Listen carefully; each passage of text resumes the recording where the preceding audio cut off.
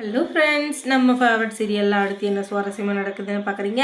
இப்போ நமக்கு ரொம்பவே சந்தோஷமான ஒரு எபிசோட் அப்படின்னு சொல்லலாம். ஒரு சூப்பரான எக்ஸைட்மெண்ட்டான எபிசோட் ஒன்று போயிட்டுருக்கு. அது என்ன அப்படின்னு சொல்லிட்டு பார்த்தீங்கன்னா, நம்ம விஜய்க்கும் மல்லிக்கும் கல்யாணம் ஆகி 1 வருஷம் ஆயிடுச்சு. அந்த 1 வருஷத்தில் இவங்க 2 பேருக்கும் உள்ள நடந்த சண்டை சச்சரவு இதெல்லாம் கைவிட்டு எண்ணி சொல்லிடலாம். ஏன்னா அத்தனை நாளும் அவங்க சண்டை போட்டுக்கிட்டோம், அவங்களுக்குள்ள பிரச்சனையோடு தான் இருந்தாங்க. ஆனால் இப்போ அவங்களுக்கு கல்யாண நாள் வர்றத நேரத்தில் அவங்க ரொம்பவே சந்தோஷமாக இருக்காங்க. அது எல்லாத்துக்கும் காரணம் நம்ம மல்லி தான். மல்லியால் தான் விஜய் வந்து இந்த அளவுக்கு சந்தோஷமாக இருக்காரு. ரேணுகா உயிரோடு இருந்திருந்தா கூட இந்த அளவுக்கு சந்தோஷமாக இருந்திருப்பாரோ இல்லையோ தெரியல.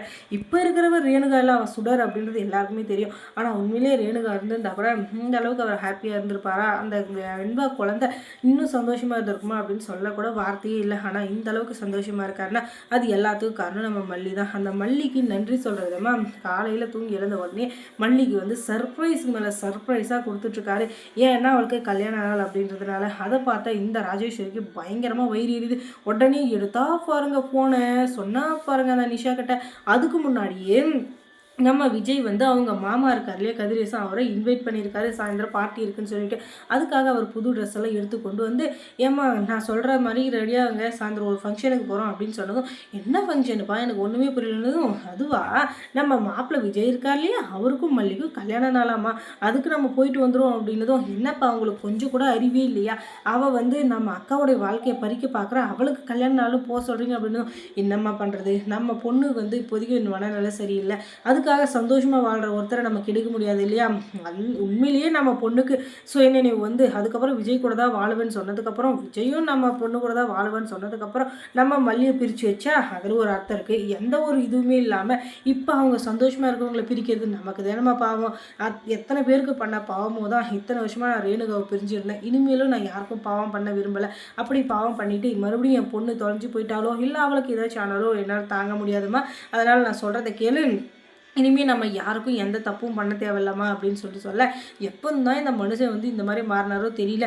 எப்போவுமே மற்றவங்களை பழி வாங்குறதும் மற்றவங்க கிட்டேருந்து அடிச்சு போடுங்கிறதும் இதையே வாடிக்கையாக வச்சுருந்த நமக்கு இப்போ எதுவுமே செய்யாமல் கை அரிக்குதடா அப்படின்ற மாதிரி இந்த நிஷாவுக்கு பயங்கரமாக யோசனை. அந்த நேரத்தில் ராஜேஸ்வரி ஃபோன் பண்ணி, என்னம்மா நிஷா, நான் எத்தனை வாட்டி சொன்னேன் அந்த மல்லியை ஒதுக்கி வைங்க, அவளுக்கு சரியான பாடம் கற்றுக் கொடுக்கணும், அப்போ தான் அவன் இந்த வீட்டை விட்டு போவான், அவள் வீட்டை விட்டு போனால் தான் உன் அக்கா வாழ முடியும் அப்படின்னு சொல்லிட்டு நானும் கிளிப்புள்ளிக்கு சொல்கிறேன் மாதிரி படித்து சொன்னேன். ஆனால் நீ எதையுமே கேட்குற மாதிரி தெரியல.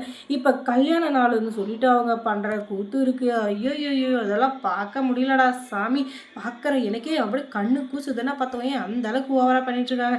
இதுக்கு மேலே நீ பொறுமையாக இருந்தேன்னா கண்டிப்பாக அது நடக்காது அப்படின்னு சொல்ல, நீங்கள் என்ன சொல்கிறீங்களோ அதுக்கு நான் கட்டுப்படுறேன், நீங்களே ஏதாச்சும் பண்ணுங்கள். என்னால் சத்தியமாக அந்த மல்லியோட முகத்தில் முழிக்கவும் முடியாது, அவளை பார்க்கவும் முடியாது, அவளை பார்க்கணுன்ற எண்ணமும் எனக்கு இல்லை. தயவு செஞ்சு நீங்கள் தான் எனக்கு ஹெல்ப் பண்ணணும். சரி நீ சொன்னது மாதிரியே நான் செய்கிறேன், ஆனால் நான் செஞ்சதுக்கப்புறம் ஏன் இப்படி பண்ணீங்க அப்படி இப்படின்னு சொல்லிட்டு என்னால் எதுவும் கேட்கக்கூடாது. சரியானதும் சரிங்கம்மா கண்டிப்பாக நான் வந்து ஒத்துக்கிறேன் அப்படின்னு சொன்னதும், இந்த ராஜேஸ்வரி இருந்துக்கிட்டு எடுத்தா பாருங்க ஃபோனு, பொட்டா பாருங்க ஒரு ரவுடிக்கு காலை, அவங்ககிட்ட ஒரு ஃபோட்டோ அனுப்பிச்சு, இந்த ஃபோட்டோவில் இருக்கிற பொண்ணை வந்து நீ முடிச்சு காட்டுற, அதுக்கப்புறமா உனக்கு எவ்வளோ பேமெண்ட் வேணுமோ நான் மாதம் ஒரு 2 லட்சமோ 3 லட்சமோ போட்டுக்கிட்டு உனக்கு லைஃப் டைம் செட்டில்மெண்ட் பண்ணுறேன், ஆனால் நீ கண்டிப்பாக கதையை முடிச்சிருக்கணும், அப்படி இல்லை அதுக்கப்புறம் 5 பைசா கூட உனக்கு கிடைக்காது அப்படின்னு சொல்ல, மேடம் என்னைய பார்த்து என்ன நினச்சிக்க, நாங்கள்லாம் ஏதோ ஒன்று சொல்லுவாங்களே,